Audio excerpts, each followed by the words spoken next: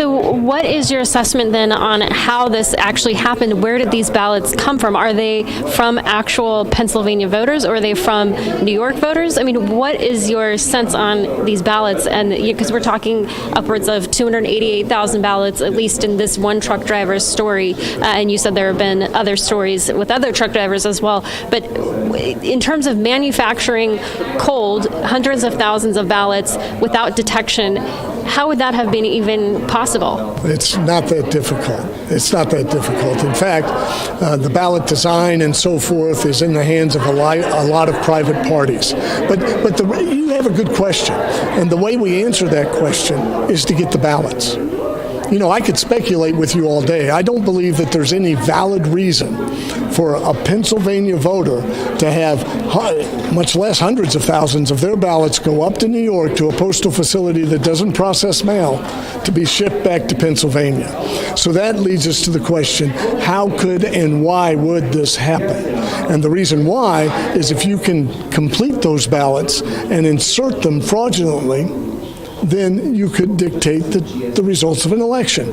And we have demonstrated in our litigation that there were hundreds, tens of thousands, and in some instances hundreds of thousands of ballots that were not requested, but suddenly were grabbed and voted for others who did not vote.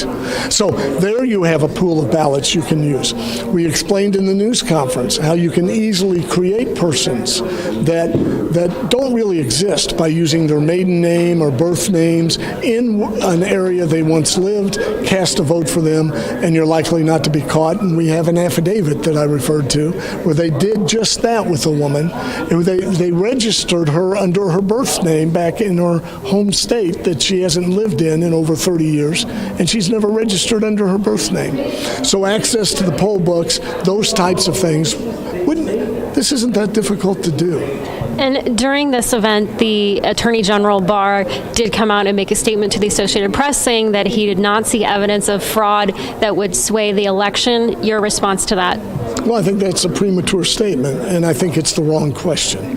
The real question is, do we have evidence of fraud? And the answer is yes. Then the next question is, does it deserve investigation? And the answer is clearly yes. So, but in terms of AG Barr and getting the information to be subpoenaed or sequestered or to continue any sort of investigation, is this new information from this press conference, do you anticipate that AG Barr might move on this?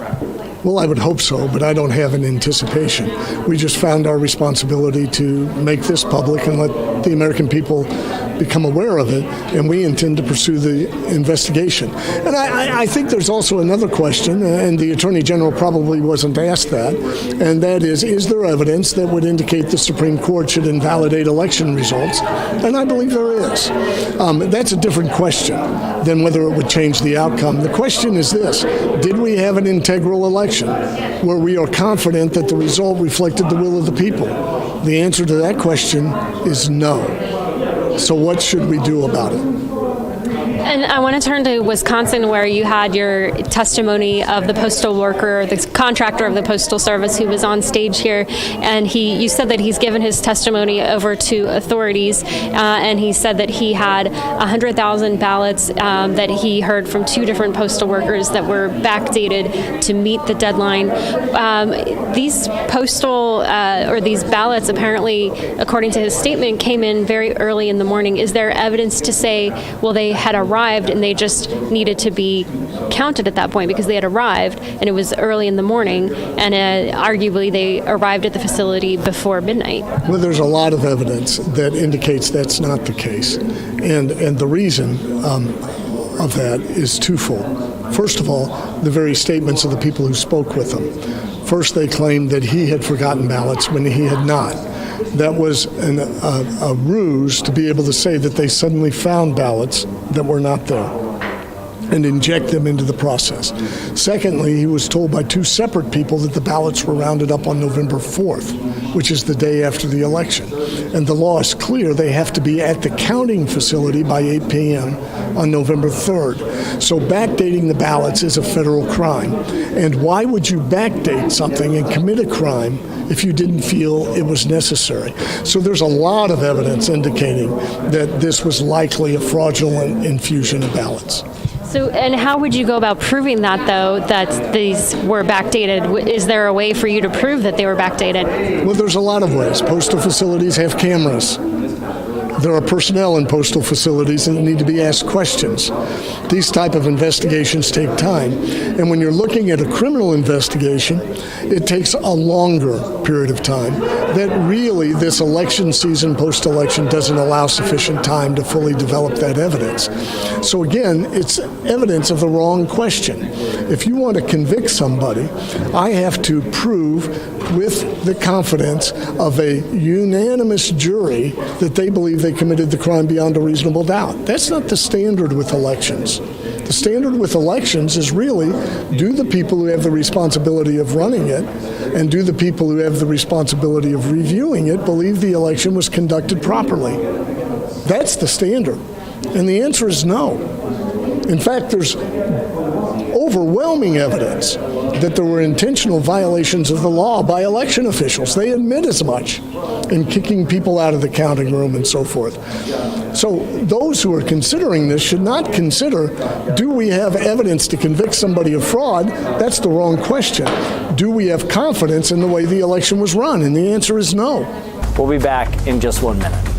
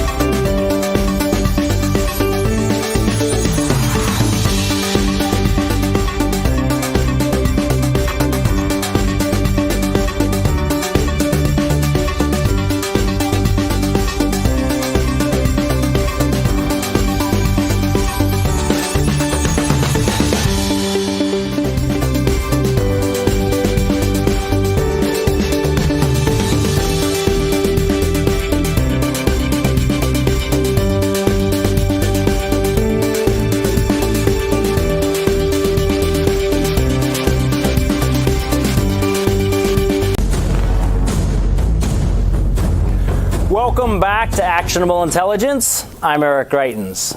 At a public hearing in front of Arizona legislators yesterday, the president's legal team and a handful of data experts provided what they believe to be clear evidence of voting irregularities.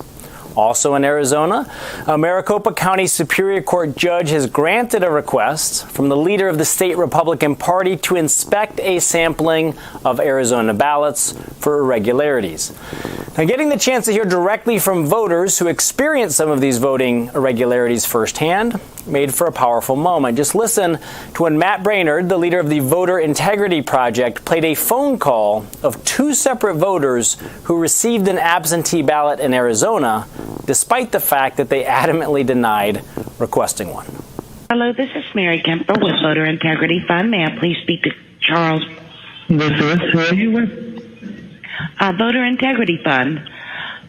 Charles Mart's in the state of Arizona and is having requested an absentee ballot. Did you request an absentee ballot? Absolutely did not. No. Okay, and did you? Okay, no. Okay, somebody from our team will follow up with you, and can you please give us the best phone number? Is it this? So I'll play for you the second example. Hello? Hello. Hi. Hi. Is this Zofa? Yes. Hi. My name is Taj. I'm with the Voter Integrity Fund.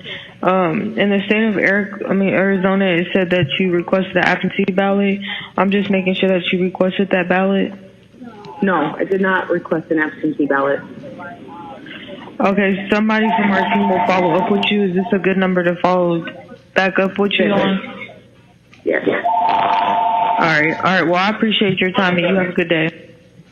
Okay, excuse me, Matt, before you go. Now, joining us now to discuss the evidence he provided to the Arizona legislators and what his organization, the Voter Integrity Fund, is doing to help bring these instances of potential voter fraud to light is Matt Brainerd. Matt, thank you so much for joining us. Really appreciate you being here on the show. Let's begin with this, Matt. We've got viewers who like the facts. They want evidence. They appreciate the fact that we bring them real numbers. You and your team have done a lot of hard work. Give us a synopsis, please, of what you've found thus far. Well, what our project set out to do was to establish what I would consider actionable evidence of potentially illegal ballots. And I know, not to criticize, but I know that a lot of others have presented, arguments that are based on servers, something happening to voting machines, patterns and vote results and how they came out, and all that is great. But I have the belief that to really make a difference, we have to have something concrete. Yes. So we sought out to do a very different kind of analysis, where we were reaching out to people whom we suspect might have been victims of voter fraud to confirm, using our phone centers, whether or not they actually did what the state said they did, to confirm whether or not they cast ballots or cast their name, whether or not they requested absentee ballots, whether or not they returned those ballots.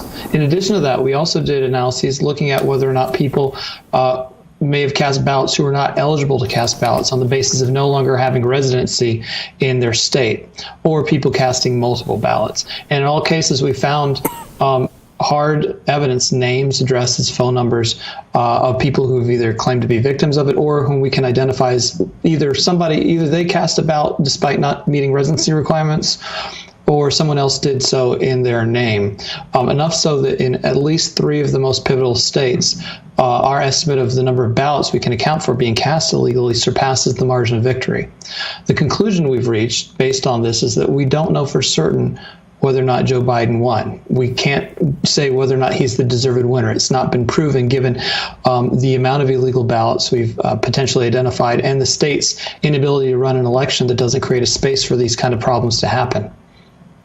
Yeah, great. And Matt, as you talk with our viewers a little bit about how this works. I mean, they heard the phone calls that you made. One of the things that your project has done, as you said, you've gone out and you've gotten concrete evidence. And obviously, you can't survey the entire state, but you've gone out and you've provided the data publicly for how many folks you've called, the kind of response that you're getting. Just give our viewers a sense for the actual mechanics of how you go about identifying people who have experienced these voter irregularities and this evidence of fraud.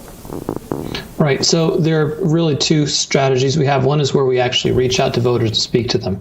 And then there's the other strategy, which is purely based on the data of looking at that state's voter data and comparing it to other states or other pieces of information that would indicate to us. So what we did was in all of the 6 pivotal states, we took a look at all of the people who voted earlier or absentee. And then we looked to see whether or not they had filed change of address to a location out of state. Because we have plenty of anecdotal evidence of people, say, who are in a place like New York City who don't think their ballot really matters, but they're eligible, or not legally eligible, but they used to live in Georgia and have an address maybe at their parents' house where they can request a ballot, and they choose to vote there. Well, that happens a lot. And in a race where it's as close as it is, that can in fact be determinative. We pick target groups of people where, let's say, for example, a population that had never voted before. So we build a universe of voters who have never voted before until they voted earlier absentee this election. And we randomly dialed them and started asking, hey, did you actually cast a ballot or not? And many of them came back to us and said, no, I did not in fact cast that ballot. So the question is, how did that ballot get cast? Yeah, Matt, one of the things that you've done also in one of your presentations I saw, you actually shared a clip of an interview of a voter who I believe was in Tennessee, who went and checked his records in Arizona, and the record showed that he had moved from Arizona to Tennessee, and if I remember the facts right, the record showed that he had requested a ballot and that he had in fact voted in Arizona, and he said that absolutely he had not done so. I mean, give our viewers a sense again for like how that can be and must be tracked. Right, and the problem is that not only did it show that he voted, but according to the government of Arizona, whose governor just signed under penalty of perjury a certification of those election results, he was signature verified as having cast a ballot. So the state said, we got an absentee ballot, and that had a matching signature on it for this young man, Nashon Garrett. These problems are not unique to Arizona. We found them in all states. We found in all states people receiving absentee ballots that they did not request in tremendous numbers. In Arizona, we found that among those who didn't return their absentee ballots, 44% of them never requested them in the first place, even though the state sent them because they recorded having been requested. So there's a lot of problems. You know, we've discovered another particularly damning issue in Pennsylvania and Georgia. We're also noticing it in Michigan, where people are, maybe who knows exactly who it is, but there are voters registered to postal locations like UPS stores and FedEx, and they're disguising their addresses as apartment numbers. So rather than it being P.O. Box 123, it's apartment number 123. Now, this is illegal in all these states. You can get your ballot wherever you want, on the moon or the space station if you want it, but where you're listed as your residency has to be where you actually live, even if you're homeless. It's got to be the homeless center or park bench or the car you sleep in, but where it's parked.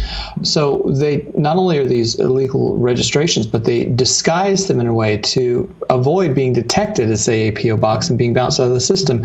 And these voters in the thousands voted almost exclusively by mail, not in person like the rest of the population does to a significant extent. And that's just screaming something's going on here, and it demands investigation from the state. The one thing I can't do, as I mentioned yesterday, I can't round up a posse and go solve this thing Columbo style. I can present the data, I can do the analysis, I'm going to hand deliver it to some places or FedEx it to the governor, the attorney general, secretary of states of all these states on a USB stick, but I can't take it any further. So it's up to them, the legislatures in those states, to do the next step, which is a genuine investigation. Yeah, now, Matt, one of the things that I thought was compelling that you've said before, you've been doing this for a long time. You've been looking at this kind of data for a long time. Compare the confidence that you have in 2020 with what you might have seen from 1992, 1996, 2008, 2012, and how that compares with where you stand today when you look at the 2020 election. Well, here's the dirty little secret, and this is sadly the truth, and part of it is a consequence of, I think, habits of dishonest behavior in some of the election machines in certain municipalities, certain major cities, along with the lack of security in the election system as a whole. I believe that almost any state, were it to be an important election and come down to just a few hundred votes or a few thousand votes, would have the same kind of problems we're finding in these 6 states that we're looking at. I know that all the states have these problems, I believe with great confidence, all of them, or if not almost all of them, have these kinds of problems. So a big part of it just comes down to the fact that there's no authentication of absentee ballots. There's no real authentication, whereas I would propose is to have states implement a fingerprint. I actually applied for a concealed carry permit in Utah. I had to give my fingerprints. Not a big deal, piece of cake, right? And I think that authenticating ballots with something that's machine matchable, like a fingerprint, will, either the ballot matches the fingerprint on record or it doesn't, and it bounces. That removes a lot of the issues with things like signature verification, very difficult, right, somewhat arbitrary. And the other recommendation I'm making is that all of these election systems, specifically the Dominion ones that have sort of the heart of controversy here, the big problem is that because they're closed source, they've created a space for reasonable suspicions about what actually happened. You don't really know. So I find it unfathomable that any democracy would put its future in the hands, its election in the hands of of closed source software and closed source systems. You can't examine the software. We need to switch to open source software for any kind of electronic voting machine or any kind of hardware. It needs to absolutely be open source, something that people can actually dig into. Well, folks, that's Matt Brainerd, the Voter Integrity Fund. Go out to social media, follow him. He's putting out critical information every day. We'll be back in just a minute.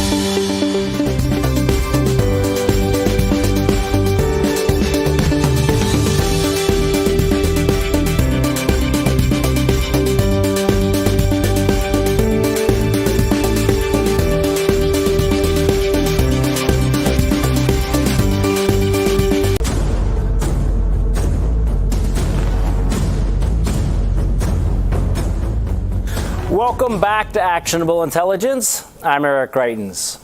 Earlier, we spoke with the founder of the Voter Integrity Project, Matt Brainerd, about his testimony in front of Arizona lawmakers during yesterday's election-focused public hearing.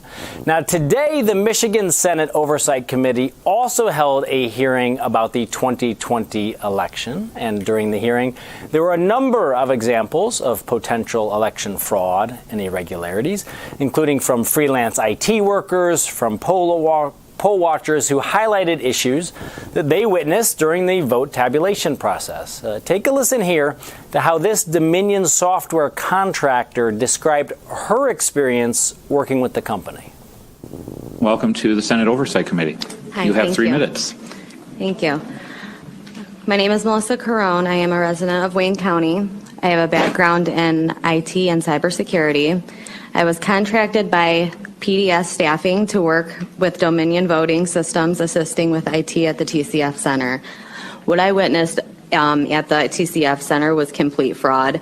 The whole 27 hours I was there, there was batches of ballots being ran through the tabulating machines numerous times, being counted 8 to 10 times. Also, the adjudication process, I witnessed numerous people walking up claiming they were both Democrats, saying they were sitting together, judging ballots all night together, all day together. I witnessed it all. I was on the main stage with all of the city officials. Daniel Baxter was in on the whole thing, and I am under the impression 100% that at least 90% of those workers were all in on this. There was not a single ballot the whole night, the whole 27 hours I was there, that I saw that was for Donald Trump. Not one, not a single ballot. That is scary.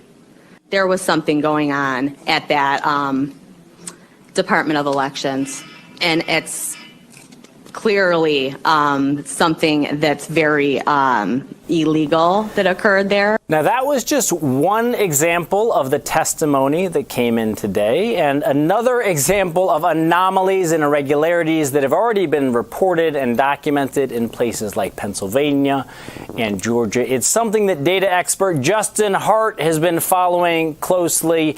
He joins us now. Justin, thank you so much for joining us. First, let's just start with your reaction to this hearing in Michigan today, Justin. Well, this is some of the most damning testimony that I've heard to date from the hearings that we saw, or the forums that we saw in Arizona and Pennsylvania, to the hearing today. I think there was some really distinct things there. What your viewers have to understand is that we're looking over this voting pipeline, right? We kind of see it from one end or another, and there's just a bunch of smoke coming from different ends. One of the big smoke plumes that's coming up are what we might call election day shenanigans, right? There were things that were happening during the count that are really amiss, and we really need to account for. And again, there's not a lot of transparency into any of these systems, so it's hard to account for what's happening with the logged votes. And can we, for example, identify these votes that she said were run through the scanner multiple times? Because that is completely unethical, and they all know it. And I think there's serious ramifications if we don't investigate this further. Yeah, and Justin, explain for all of our viewers who have never been there in an election counting center where people are actually counting ballots, how can something like this happen? And what does it really mean for somebody to take a group of ballots and run it through multiple times? Shouldn't that be caught as fraud? Kind of just explain to our viewers kind of some of the mechanics of how something like that might happen, as we had a witness testify today that it did happen. Well, there's a spectrum of explanations. On one end is the more nefarious, this was fraudulent, and someone purposely decided to run ballots through and have it run up the tally. There's probably what she described is ineptitude. Basically, when you have a set of ballots, you run them through the scanner, and one of them jams. Now, the purpose of that is if it jams, you're supposed to back out the votes and do it again, or at least take the votes that have already gone through and set those aside. But what she was describing was that when the printer or the scanner would jam, that they would take the whole batch of votes and scan them through again. So if it was, I think she described number 25 in the rung was maybe bad and got caught because these are all folded papers, that they would run the first 24 again. And so it's just a real ineptitude is one of the things that I think we're seeing in all these smoke plumes, both with the software itself and with, frankly, the people that were running these aptitudes here. Yeah. Now, Justin, you've been watching not only what's happened in Michigan today during this hearing, but you've also been watching what's been happening around the country. Sticking just with Michigan for the moment, what was the most significant things that you thought came out of the Michigan hearing today? Well, I think the Michigan hearings brought to bear a lot of that election day smoke plume, as I've discussed. What I've been looking at, from my perspective, is the other end of the pipeline, where we're looking at the end results of the votes themselves, right? And what we're missing is the fire in between, and we're getting some of that today at the election hearing. But what we see is kind of what scientists do to discover black holes, right? They can't really see the black hole, but it bends everything around it in a very specific way. And that's what we see on the voter side of things, is that everything is bending in a very specific way, and frankly, oddly towards Vice President Biden's tally of votes there. So it's very difficult to perceive this as anything but an anomaly. And we would love to track this all back.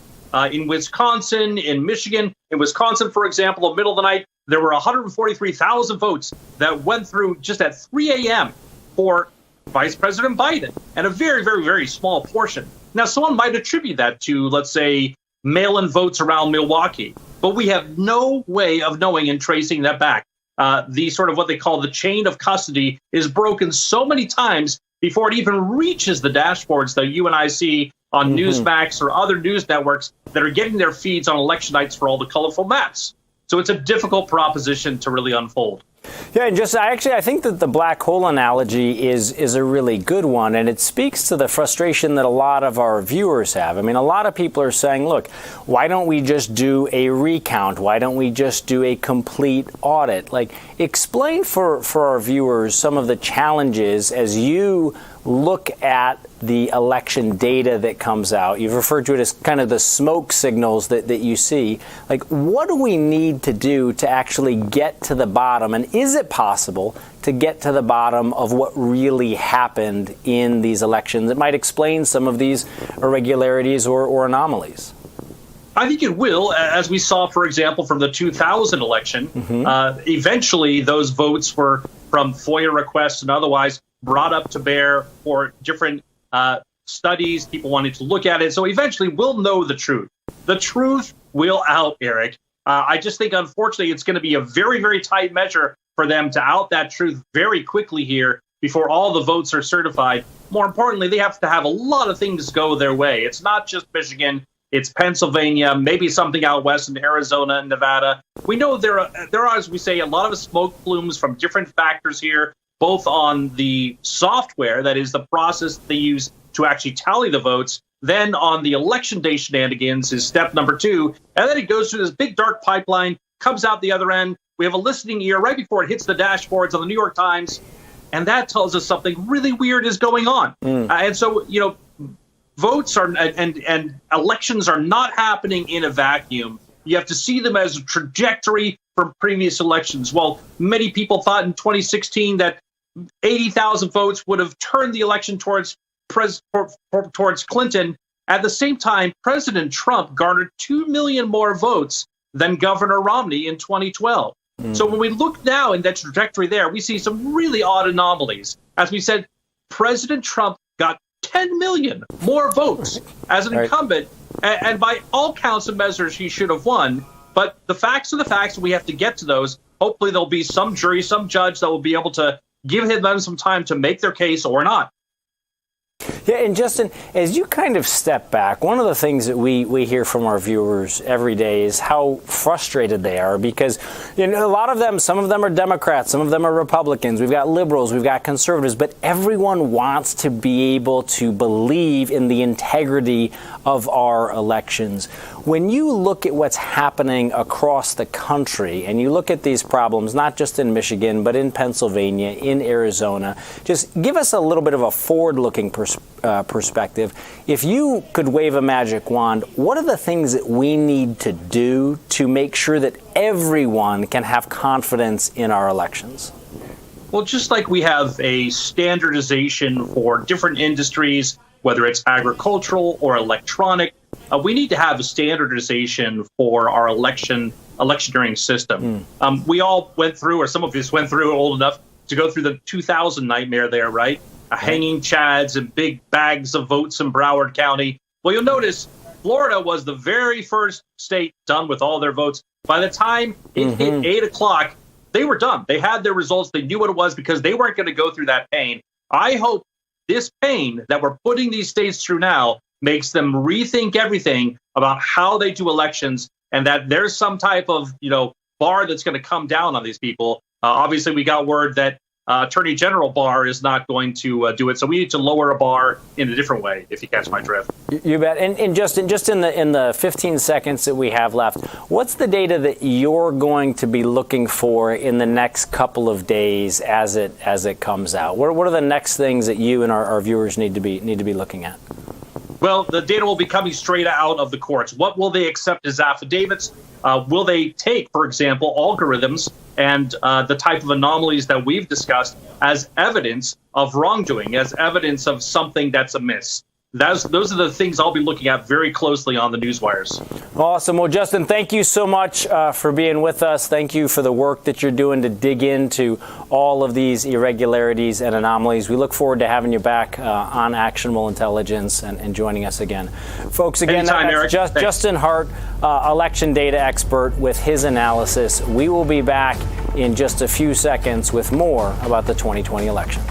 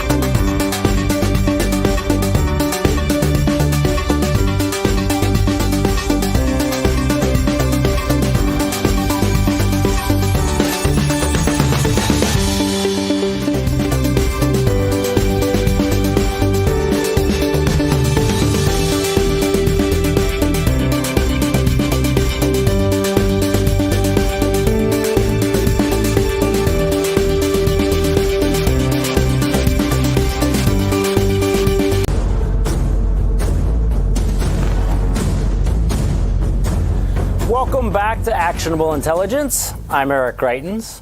And as you know, our team here at Actionable Intelligence and Just the News, we work hard to bring you the news that the mainstream media often won't cover. But as we always say here on this show, we respect your intelligence. And as you know, the state of Georgia has been in the headlines quite a bit. And you probably also know that there are 2 Senate races that will be decided by a runoff election this January. Well, if you head over to justthenews.com, you'll find a story that details new important allegations about one of the Democratic candidates. The author of that article, Sophie Mann, joins us now to discuss this more. Sophie, thanks so much for being with us. Of course. Yeah, so tell our viewers what you've uncovered. Yeah, well, so as you say, there are these 2 competitive Georgia Senate races that will, in fact, determine who controls the Senate, the Republicans or the Democrats this term. One of those candidates, Raphael Warnock, who is running against Kelly Loeffler, who's the incumbent GOP senator who was appointed into that position, has at this point been linked to this group called the New Georgia Project, which is a voter outreach group that was started by one-time failed Georgia gubernatorial candidate Stacey Abrams. It was founded a number of years ago. And until February of 2020, Raphael Warnock served as the CEO of this company. So what was announced on Monday by the Georgia Secretary of State, Brad Raffensperger, who's been a little bit in the news lately because of the recount, what he said was that his office has begun a probe into this group, the New Georgia Project, as well as 3 others about voter fraud. So he's saying some things happened with these groups that we don't 100% feel are kosher and may in fact have been illegal. What this particular group stands accused of allegedly doing is sending voter registration forms to non-Georgia residents. So that means that you in Missouri or me in New York, or I mean, for this particular accusation, it was states up and down the East Coast. Okay. They were sending out voter registrations for Georgia saying, vote in our election, whether you're a citizen of the United States, whether you're not, but I mean, particularly you need to be a citizen of Georgia, which is not, yes. Which is not who they were focused on. Yes. And the group is, reportedly nonpartisan, though Democrat tilting in, as things stand actually on the ground. So the group is now accused of doing that. This is not the first time this group has been charged with accusations of this type, though in the past, though there was actually a criminal referral about them in 2017, no charges ever came of that. Abrams dismissed the charges as, part of the voter suppression broad plot that she speaks about so frequently. Warnock at the time said that the language used was alarmist and not accurate. He's yet to comment on this latest round of charges. He is no longer technically affiliated with the company, but I mean, he really quit just a few months ago in time to run for Senate. And what's interesting from an analytic perspective is that, as I said, Raffensperger, who is a Republican, has been under some pressure lately about his stance on this election. As we know, Georgia's been subject now to 2 recounts, the latter of which will be finished by tomorrow at midnight.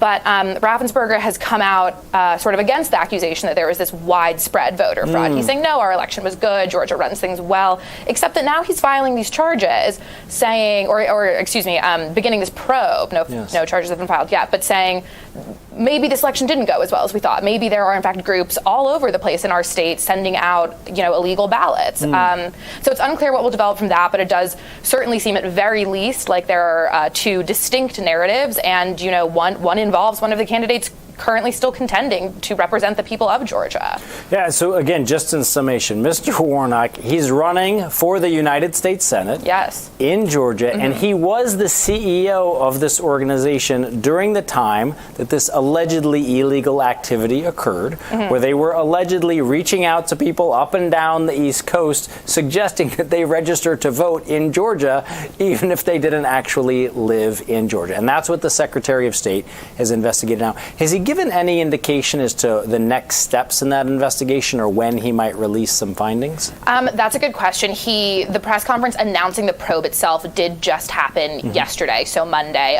It could be a number of weeks or months before any more formal announcements are made. Typically, what actually happened last time a probe of this sort involving the New Georgia Project occurred was there was a probe, and then a few years later there were criminal referrals made, which then did not develop into anything. I would think this timeline will be a little bit more compressed, given A, the news cycle, and B, the timeliness of the issue and sort of the amount of media attention on Raffensperger right now, and with the upcoming election, people nationally and, of course, in Georgia, more specifically, want to know exactly what these candidates have been up to. Yeah, because it's not just a look into this candidate, it's actually a look into the integrity of the election in Georgia, which you'd hope people would get to quite quickly. Now, Sophie, you've also been following what the Trump legal team has been doing across the country. We've been pleased to have, Rudy Giuliani, Jenna Ellis, Victoria Tenzing, Joseph DeGeneva on this program from time to time to give us some updates. But things are moving so quickly. If you could, just give our viewers a quick update on the latest that's been happening on the legal scene across the country. Yeah, of course. Well, so as I say, Georgia is about to finish its recount tomorrow. We'll see if that yields any tangible difference.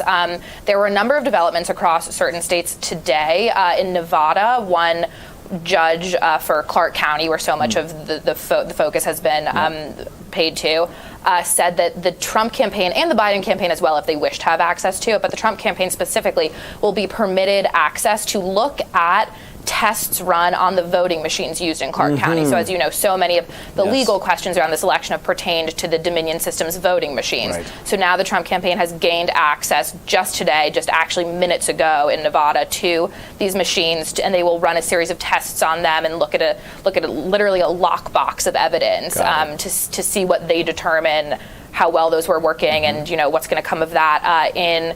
In Michigan today, a number of witnesses testified in front of the state Senate Oversight Committee about their experiences on Election Day as poll watchers, as poll challengers, and the sorts of irregular activity they experience, sort of the common refrain we've heard. We heard yesterday in Arizona, we've heard across the states about not being able to quite see the ballots the way that they were supposed to, being turned away, having, the room erupt in cheers when Republican challengers were pushed out, literally forcibly removed from the room. And just all sorts of sort of stirring and rousing emotional testimony of that nature. Tomorrow, Rudy Giuliani will also be in Michigan to testify in front of this same panel, and perhaps he will be able to shed some more light on what's going on there. We have some breaking news up on the site about the Amistad Project, affiliated with the Thomas More Society. They're introducing a plethora of new types of affidavits today as well, more of the same type of thing. But I suspect we'll see a lot more. The week is still young, and I imagine a lot more action will take place. And I think there's going to be a lot that's happening. Sophie, thank you so much for following this. We appreciate you and the whole Just the News team. And I want to bring in Tudor Dixon up in Michigan for some reaction. Tudor, what do you make of what's happening? You just heard Sophie's analysis of what's happening in Georgia. I know you've been talking with a lot of folks, a lot of your viewers on America's Voice Live. Give us your quick reaction to what we're hearing there.